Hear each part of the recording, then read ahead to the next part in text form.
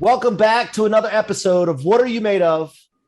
With your boy, the unstoppable Mike C-Roc. I'm in the house today with my friend Jim Gale. After retiring at age 29, Jim bought a boat, lived on the ocean for a year, and then moved to Costa Rica to build eco villages where he discovered permaculture. It changed his life, and he realized he needed to bring it to every household in the world. The idea, whose time has come, became food forest abundance. Jim is going to speak about this today. He speaks about sovereignty, entrepreneurship, mindset, and freedom, and we're going to get into all that today. Jim, welcome to the show. Oh, thank you, Mike. It's a pleasure. It's an honor to be here. I'm so inspired to share this message with as many people as I possibly can, because this message is a direct pathway to freedom for humanity. We are catalyzing a shift in consciousness that will lead to mass adoption of the most logical thing, and that's freedom of the heart, of the mind, and of the body. I'm with you, man. I love this. And you can tell that Jim's found his calling, because when somebody's found their calling, you can feel it through a TV screen or through a Zoom screen or what have you. So we start the show all the time the same way. So it just keeps me on track, Jim. And I got to ask the question now. What are you made of?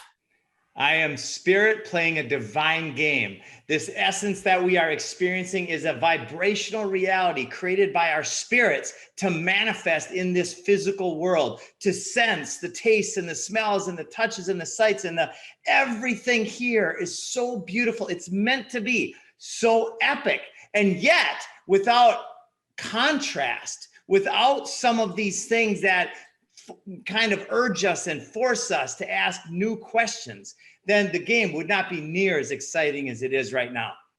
Yeah. Look, man, I love that. At least I've noticed in myself after years and years of encasement, I'll call it, with problems and discouragement from people and letdown and all the worry and present time problems. And people go through this thing where they actually get encrusted into this thing where they don't even see what's around them. They don't see opportunity. Like you said, they don't see beauty and abundance. They don't see the people around them in their lives. Husbands and wives separate because they don't see each other anymore, even though they're in the same house. The kids get unattended to, even though you're right next to them. Nature's not seen. I mean, I'm full alignment with you here, and I can't wait to get into this conversation. So take us back first, Jim. Like, how did you get started on this? And take us back into your life. Like, you retired at age 29. Like, what led up to all that? So I grew up in Minnesota. They called me Nature Boy. I've always loved nature. I grew up on a lake, on a little pond, and I was always knee deep in the muck and fishing and catching frogs and turtles and making little pools with all these animals in it. And then as I grew into my teenage years and then later early adulthood, I just became, I just started living life in a different way. And I kind of disconnected from that a little bit. And then after selling the mortgage company at about age 34, I bought a boat, lived on the ocean. Then I moved to Costa Rica and I had my first two daughters. That's the catalyst for change to the max, right? I started looking at the world, not through my, what am I going to do tomorrow lens, but through what's the world of my kids and grandkids going to be like? And at the same time, I learned what was going on in the world. I learned that there are people that want to control the minds of the masses. I also learned permaculture. And when you combine these three things, my first experience of it was pain. And I'm an optimist. I love life. I've had a freaking amazing life. But the pain that came because I did not see a path forward. I only saw the destruction of our planet until I read Bill Mollison's quote, "Though the problems of our world are increasingly complex, the solutions remain embarrassingly simple." And I started to sob because that hit me in such a way that I dedicated from that moment forward my life to finding those solutions and to bringing them to the masses. And they truly are. Now that I've been obsessed with this question about how do we bring these to the masses for 14 years, they truly are embarrassingly simple. So let's go back for a second to the mortgage thing. How long were you in the mortgage business? 3.5 years. I wrote my goals at 29, got home and right before I turned 30, 3.5 years later from scratch, we did $1.3 billion in sales. And so what year was that? Because I'm in the mortgage business, by the way. So that was, it was 2000 is when I got in. 2001 is when the planes hit the tower. And then from there, the rates went down and we just exploded. A lot of refis or purchases too? A lot of refis, and then started getting into the purchases back in 2003, 4, 5. Okay, I got in 2006, right before the crash, Yeah. and survived. And now I operate a group of 30 some employees. Nice. Great, fantastic team. They're still doing it. Yeah. And I do, I work on the business, not in it. Yeah. And but yeah, no, it's phenomenal. So while you were in that though, did you? And I'm speaking from experience here. Did you identify with the mortgage business for a period of time and feel like this is it? This is what I need to do. And then how did you break away from it? Yeah, it was exactly what I needed to do based on where I was in my life. I had been traveling with a backpack around the world, lived in Africa with the Maasai, lived all over the place. And I had to make money. I got home and I had $600. I lived in my parents' basement. They had me use their old LeBaron car when I got home. And for for about the first 3 years or 2.5 years, it was exciting because it was just this explosion of growth and ideas and energy and collaboration. And then I started being like, gosh, this is fun, but I really want to find something else to do. So we started a foundation called the Wisdom Foundation. My goal was to get all of the things I learned through starting to study these great people throughout history, Napoleon Hill and Zig Ziglar and Jim Rohn and Dennis Waitley and all these guys. I wanted to get that taught in every school in the country. And so I started that foundation. I started breaking away from the day-to-day mortgage operations and then got into that. And that's how I transitioned out of it. I found something that inspired me more. And then how were you such a goal-oriented person at a young age? Like, where did that come from? So it came from my coach, Dr. Gary Rushing, in college. My senior year in high school, I didn't even place in the state tournament. And my freshman year, I was kind of a redshirt year. And it was a lost period in my life because I had failed so radically at the end of high school. And then my coach said, everybody in the team, write your goals. And so I didn't want to. I'm like, oh, what a pain in the ass. I don't want to write my goals because I hated the pen and paper. I mean, I cherish my ADD to this day. It's the biggest gift that I've been given by source, by God, whatever you want to call it. And so anyway, I got home on a Sunday night after partying like nuts all weekend. And this paper was nagging me because it was for wrestling and so I started writing. 2.5, 3 hours later, the person who entered the wrestling room Monday and the person who left Friday were two different people. Because for the first time in my life, I started visualizing and experiencing, which is even more important than visualizing, myself in the future as a successful person.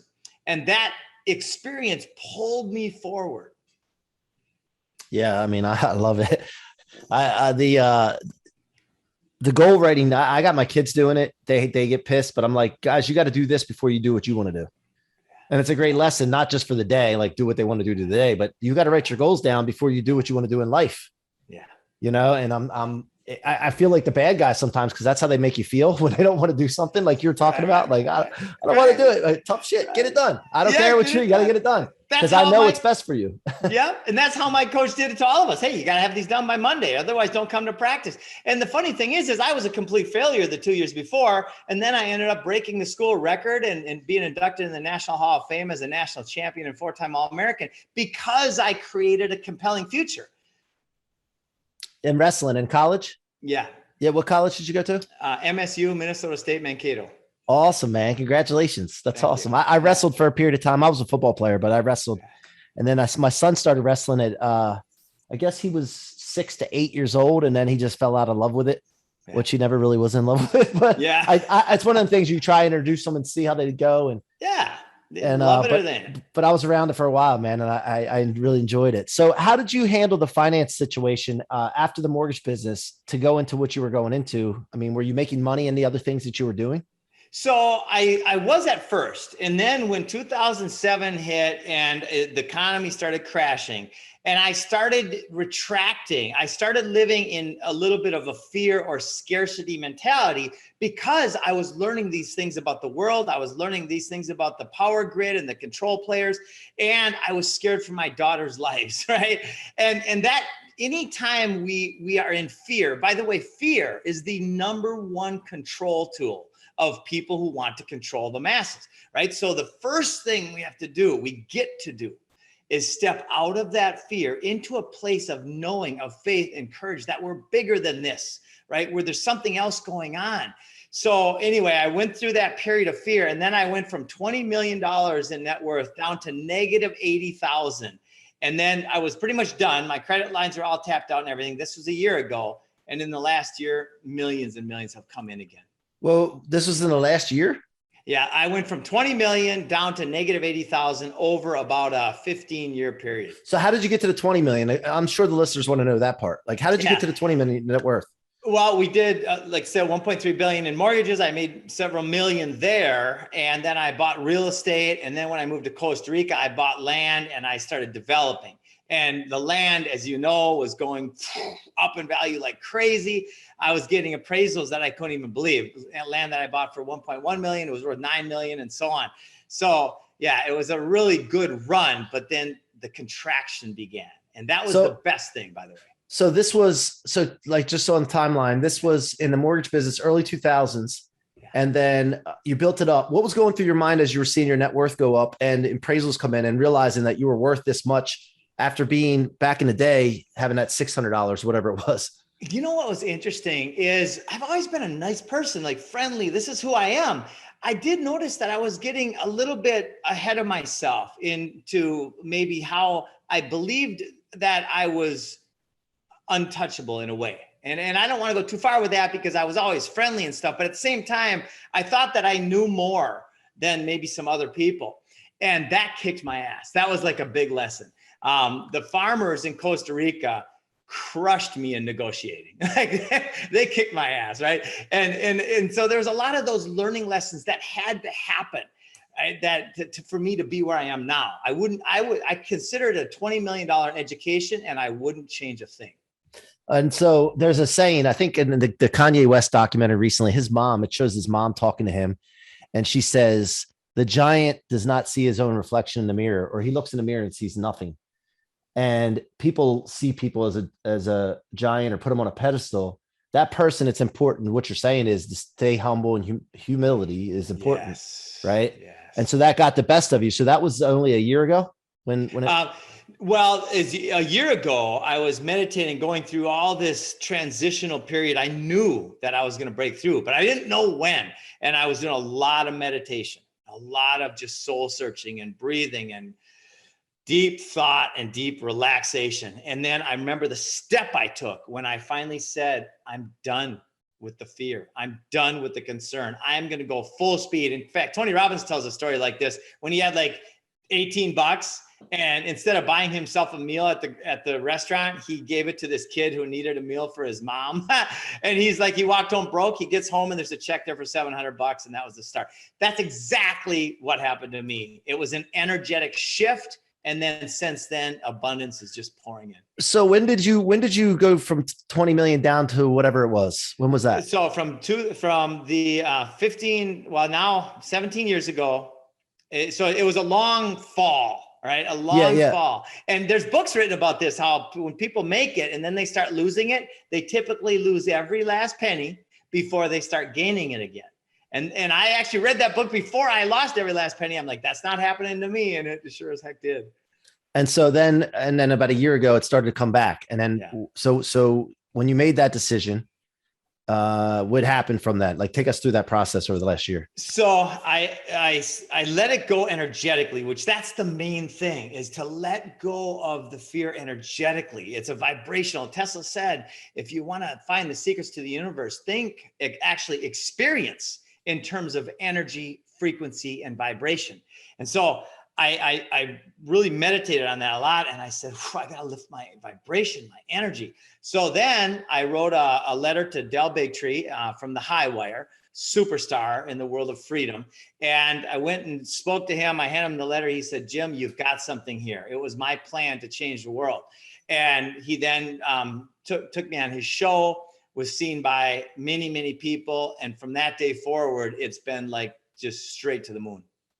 And so what does freedom mean to you, Jim? Freedom is the ability to live without encumbrances, without force and violence, without harm, which is all over the place right now, but there's also freedom all over the place. And so when we direct our energy towards that freedom, then we can be demonstrators of it. And so what do you say to people that are like, oh, and this isn't me, by the way, but what do you say to people that are like, yeah, that's all great, man. It's like a lot of kumbaya woo woo stuff. Like what is your answer to them? So my answer to that is permaculture is the sustainable agricultural design science that was started by Bill Mollison and David Holmgren back 60, 70 years ago, that lays out in very scientific, duplicatable, demonstratable terms how we solve all of the world's biggest problems: deforestation, mass extinction, cancer, diabetes, heart disease. We end world hunger when we simply use our resources wisely. And specifically, then, my job is to narrow it down to the lowest common denominator. To inspire and empower this change, we have to step by step demonstrate the change. When we turn 50% of the 40 million acres of lawn in the United States alone into regenerative edible landscapes, these landscapes take less maintenance than a lawn, and they provide an incredible amount of abundance in food. When we do this, all the farms in the United States, 95% of them will simply go back to forest. All these diseases and diseases will simply vanish because we've created a regenerative, life-giving society.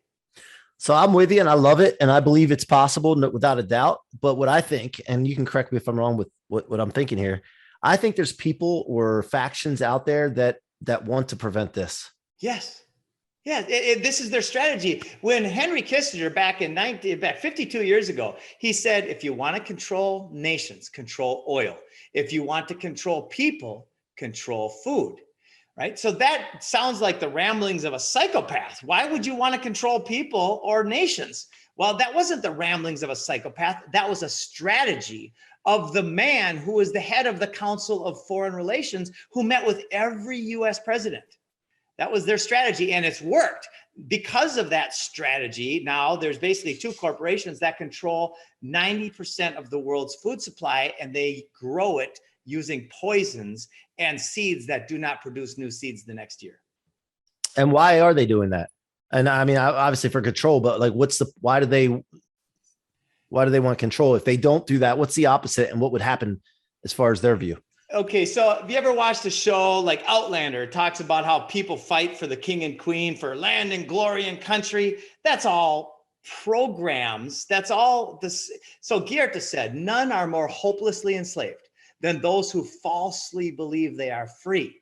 We have never been free. When we have property taxes and this money that we pay at the threat of force and violence, that goes to wars and propaganda and programming to control the mind of the people. That's the issue. So we believe that we have somehow escaped the serfdom or the slavery of the peasants of old. No, we haven't escaped it. We simply believe because they control the narrative. JP Morgan and his crew back 100 and some years ago said, let's buy up all of the most important newspapers in the United States. And they bought up 75 of the most influential newspapers for one reason: to control the mind of the people. But what was the alternative for them? Like, why would they want to do that? And is it all about money? It's all about control. We are their only asset. Their only asset is the energy of the people, who then they steal from, right? This whole fiat money system is theft. $6 trillion just got spent. Where did that money go? It went 90% of it went to corporations, which their companies, BlackRock and Vanguard, have the majority shares of, or the controlling interest of. So they literally just stole $6 trillion, almost all of that, from the people and made themselves stronger. But the solution is embarrassingly simple. And Victor Hugo, this quote that you started with, there's one thing stronger than all of the armies of the world, and that is an idea whose time has come. The idea of the Garden of Eden, the idea of food forests everywhere, is not a utopic fantasy. It's the next logical step that benefits us in every way. So how do we accomplish that when we have these folks pushing down on it and suppressing it? And, what's the answer? Like, I know, by the way, if we want something, we commit to it. The second question is how, right? And then that's when stuff starts to open up. Yes. The why is big enough. That's why we are in the midst of the apocalypse, which means lifting the veil, the unmasking, right? We are starting to see more clearly what the truth of the world is. And so how do we change? How do we inspire the shift? That's the key word. We inspire it. We demonstrate it. You know, what just happened the last 2 years radically changed the world. A bad idea, a fraudulent, absolute criminal idea just radically changed the world. So then what's a good idea going to do in the next 2 years? It's going to change the world. Except for this idea is regenerative, sustainable, and life-giving, as opposed to the opposite of that. So what was the bad idea that you're talking about, referred to, for those that are slow? Well, for the sake of the channel, you don't want to say the name, but it, or some people don't. I don't give a shit. COVID is a scam. Yes, there might be a thing out there, which, by the way, has never been isolated in a lab, right? There's people that'll pay thousands of dollars to get the isolation of this fraud. This was patented decades ago. And Dr. What's that guy's name? Fantastic bald-headed gentleman Dr. David Martin, he lists it all out in very clear detail, which anybody can go look up. Of course, people who've been too mind controlled don't want to go look it up because it will blow their mind. But that's what they need. They need their mind, which is a controlled mind, to be blown. Yeah. Now, the other thing I just heard today was that Putin is using the fact that the United States and Ukraine created COVID. And that's what they're justifying the invasion with now, too. So I believe, again, I don't know the answers, but I'm radically open-minded. I believe that all this is all scripted out. It's all scripted out. None of this is a surprise to the people that are in power. Yeah. And it's just like the war, that was so obvious that they were going to have some kind of war after COVID. It's like, yeah. I told all my tennis buddies and I said 2 years ago, I said, here's what's coming. Not because I'm smart, because I listened to the people who studied it for their lifetimes. My duty, my joyful obsession, and that word joyful is key, because it used to be just an obsession. Obsessions are just painful. Joyful obsessions are wonderful. So it has been tweaking the questions and putting in every piece of the puzzle to lead to this path to freedom. Now we're now teamed up with mega Emmy Award winners and producers and billionaires and different people around the world that see exactly what I'm talking about, and they're funding it. So it's just exploding with growth.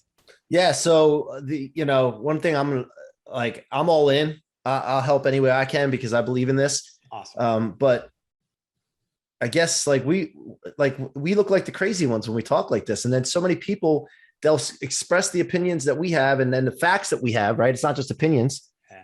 And then they'll be suppressed, and then they'll introvert and pull back and contract in. Yeah. And then that's a tactic that they're using on folks like us. So how can we just keep pushing out? And we got to encourage more people to speak up, right?